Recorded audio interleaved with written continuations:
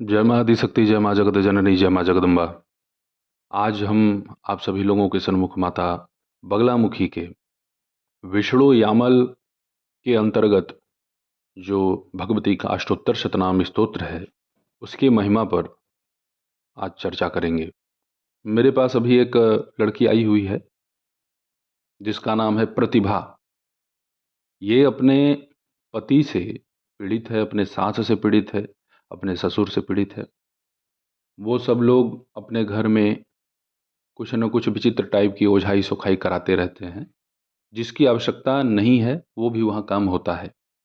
अभी लड़की हमारे पास आई और बोली कि गुरुजी, हमारी सास पता नहीं कौन सा पूजा करती है, कभी दुर्गा बनती है, काली बनती है, कभी कोई आसपास चौराहे की कोई देवी बन जाती है। जीभ निकाल के पूरा रात भर सबको तंग करती है और विचित्र विचित्र वरदान देती रहती है। तो हमने अपने माध्यम से जब देखा उसकी सास के विषय में, तो पता लगा कि उसकी सास की दो बिटिया मर चुकी हैं, वही प्रेत योनि में है और वही उसके शरीर के ऊपर आवागमन का कार्य करती हैं और वो अपने आप को भगवती दुर्गा यही समझती हैं। जब हमने भगवती का ध्यान करके उपाय मांगा, तो उपाय में हमें क्या मिला? विष्णु यामल के अंतर्गत जो भगवती का अष्टोत्तर शतनाम है, इसका सीधे हवन कर दो। तो चमत्कृत रूप से वहाँ पे हमने लाभ देखा। मात्र 3 दिन में वही पति जो इसे देखना नहीं चाह रहा था, जिसके मन में इसके प्रति नफरत भरी गई थी, और किसी तांत्रिक ओझा सोखा के चक्कर में उसकी माँ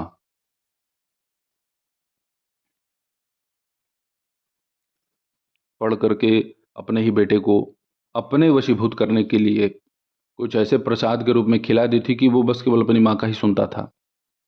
भाई, धर्मनिष्ठ बालक अपने माता पिता और पत्नी सबको लेके चलेगा। ऐसा नहीं है कि अब पत्नी को घर से निकाल दे बाहर तो तुम काहे शादी किए भाई। आजकल का परिवेश ही बड़ा विचित्र हो चुका है। जितने भी रिश्ते हैं सब में कहीं ना कहीं कमी और दोष ढूंढा जाए तो मिलता चला जाए।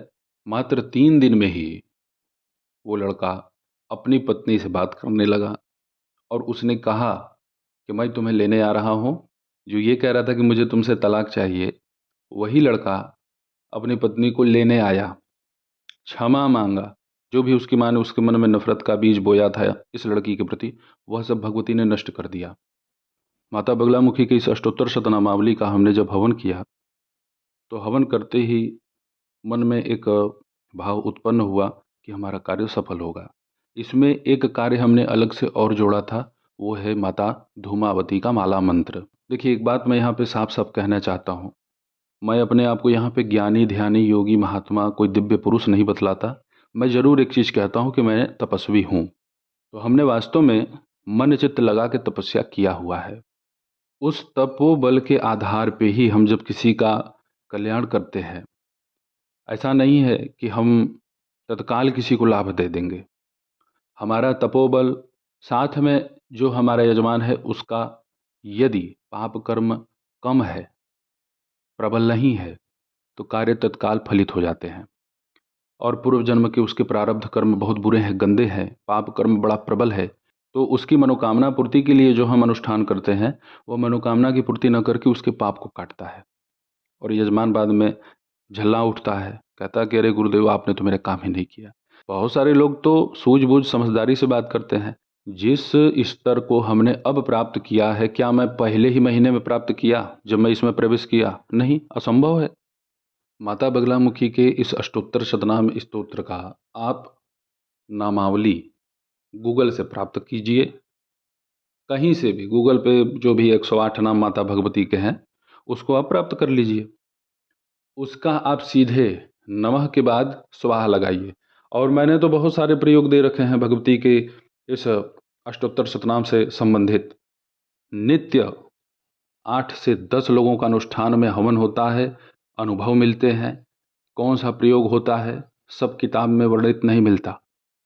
भगवती का जो आदेश होता है कि ये ऐसे ऐसे लगा के कर, वही तो मैं आप लोगों को बतलाता हूँ। और बहुत सारे लोग हैं हमारे चैनल को देख रहे हैं, अपने चैनल पे मेरे ही प्रयोग दे रहे हैं अपने माध्यम से।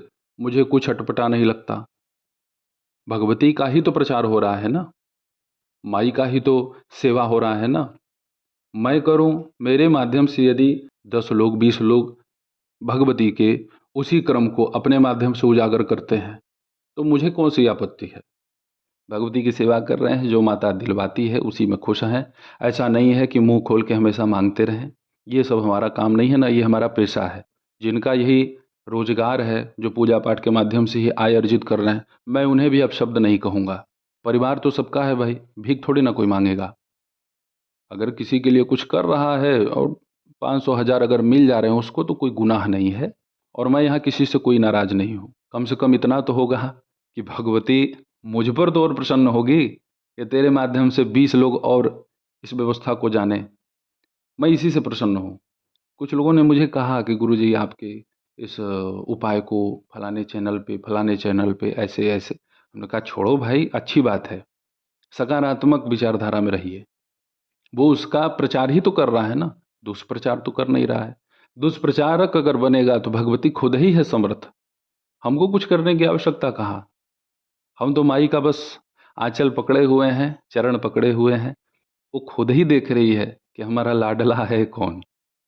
पराये तंत्र मंत्र के विनाश के लिए हमने उस कन्या के पति को उसी के प्रति आकर्षित किया। उसके सास ससुर का जो इसके प्रति, इस कन्या के प्रति, अपने बहू के प्रति जो नकारात्मक विचारधारा था, उसको भी स्तंभित करने का प्रयत्न किया।